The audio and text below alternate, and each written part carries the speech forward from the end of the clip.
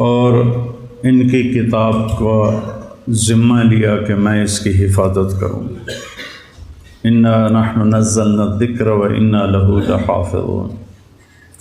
جیسے میرے نبی پر اترا تھا یہ ویسے ہی میرے سامنے پڑا ہوا ہے۔ 1935 میں جرمنی بہت طاقتور ہو گیا تھا۔ وہاں کے پادریوں نے 70 بائبل کے نسخے اکٹھے کیے، 70۔ ان کو جب آپس میں ملایا تو کوئی ایک نسخہ دوسرے سے نہیں ملتا تھا۔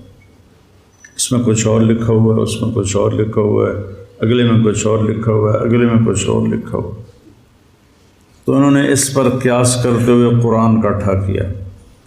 1935 میں ابھی پریس اتنا عام نہیں تھا، تو ہاتھ کے لکھے ہوئے نسخے زیادہ تھے، تو 40,000 قرآن کے نسخے اکٹھے کیے۔ اپنے تو 70 اکٹھے کیے، ہمارے 40,000 اکٹھے کیے، اور سارے کے سارے نسخوں کو انہوں نے کئی سال کی محنت کے بعد جوڑ کے دیکھا، جوڑ کے دیکھا، جوڑ کے دیکھا۔ 40,000 نسخوں میں کوئی فرق نہیں تھا۔ اللہ نے اس کی حفاظت کا ذمہ لیا۔ تورات، زبور، انجیل کسی کو یاد نہیں ہوتی تھی، کوئی اس کا حافظ نہیں ہوتا تھا، اس لیے ان کی نماز میں تلاوت نہیں تھی، تسبیح تھی، جتنی کوئی پڑھ سکے۔ لیکن ہمیں اللہ نے ایسی نعمت عطا فرمائی کہ بوڑھا بھی یاد کر لیتا ہے، جوان بھی یاد کر لیتا ہے، بچہ بھی یاد کر لیتا ہے، اور اگر وہ اس کا مطلب جانتا ہو اور نماز میں وہ قرآن پڑھ رہا ہو تو وہ ایک نئی دنیا میں ہوتا ہے، ایک نئے جہان میں ہوتا ہے جس میں گم ہو جانا۔ حضرت علی رضی اللہ تعالیٰ عنہ علیہ السلام کو تیر لگا تو انہوں نے نکالا تو نکلا نہیں، تو انہوں نے چھوڑ دیا کیونکہ تکلیف بہت ہو رہی تھی۔ تو وہ نماز کے لیے کھڑے ہوئے تو انہوں نے تیر آرام سے نکال لیا۔ تو نماز کے بعد فرمایا تیر نکال لیا؟ کہاں؟ کہا مجھے خبر بھی نہیں ہے، مجھے پتہ بھی نہیں چلا۔ تو نماز ایک میں جب قرآن آتا ہے تو ایک الگ جہان قائم ہو جاتا ہے۔ تو اللہ تعالیٰ نے اس کی حفاظت کا انتظام کیا، اس کے حفاظ بنائے۔ ہمارے جو اجمی بچے ہیں وہ عربوں سے پہلے یاد کر لیتے ہیں، کیونکہ عرب بچوں کو عربی آتی ہے نا، تو وہ ہم مانا لفظ جب بھول جاتے ہیں تو ساتھ دوسرا کوئی لگا دیتے ہیں۔ ہمارے بچوں نے تو رٹا لگانا ہوتا ہے، تو انہوں نے وہی کہنا ہوتا ہے جو یادداشت میں ہوتا ہے۔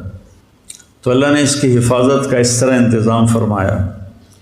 اور پھر پہلے تورات، زبور، انجیل کے اترنے پر آسمان کے دروازے بند نہیں ہوتے تھے، لیکن جب قرآن اترنے کا وقت آیا تو اللہ نے سارے آسمان کے دروازوں پہ پہرے لگا دی۔ تو اس وقت شیطان اوپر جاتے تھے اور وہاں سے فرشتوں کی باتیں سن کر نیچے آ کے جادوگروں کو بتاتے تھے۔ جب اللہ نے قرآن اتارنے کا نظام چلایا تو آسمان کے دروازے بند اور ان پر پہرے لگا دیے۔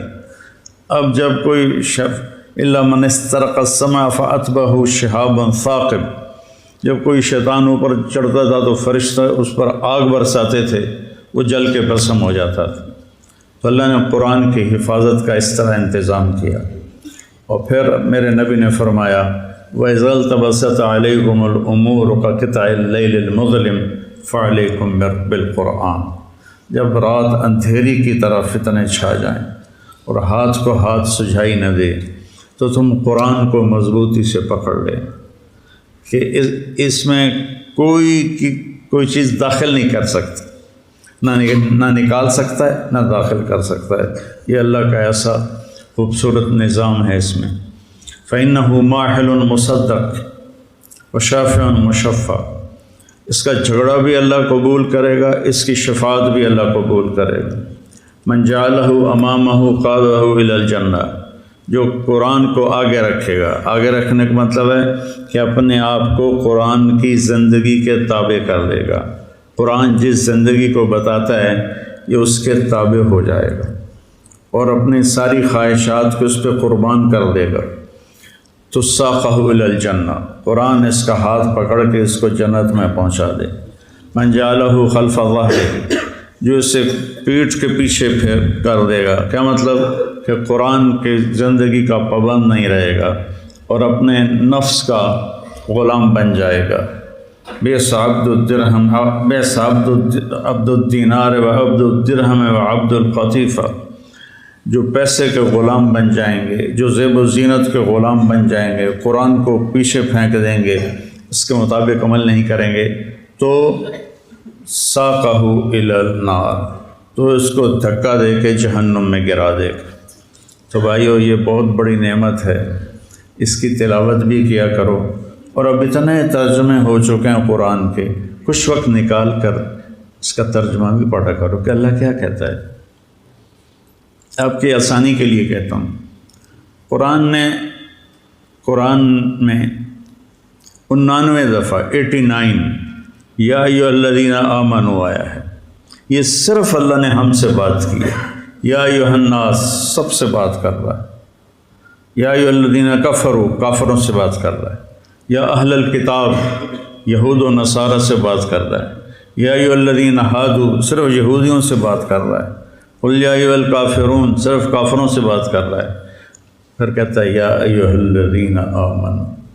یہ اللہ نے اپنے ہمارے نبی کی توفیل میں کتنی بڑی شہادت ملی ہے کہ اللہ کہہ رہا ہے یا ایھا الذین آمنوا، اے میرے وہ بندو جو ایمان لائے، یعنی اللہ ہمارے ایمان کی گواہی دے رہا ہے، اے ایمان والو۔ یہ خطاب کسی کو نہیں دیا، یا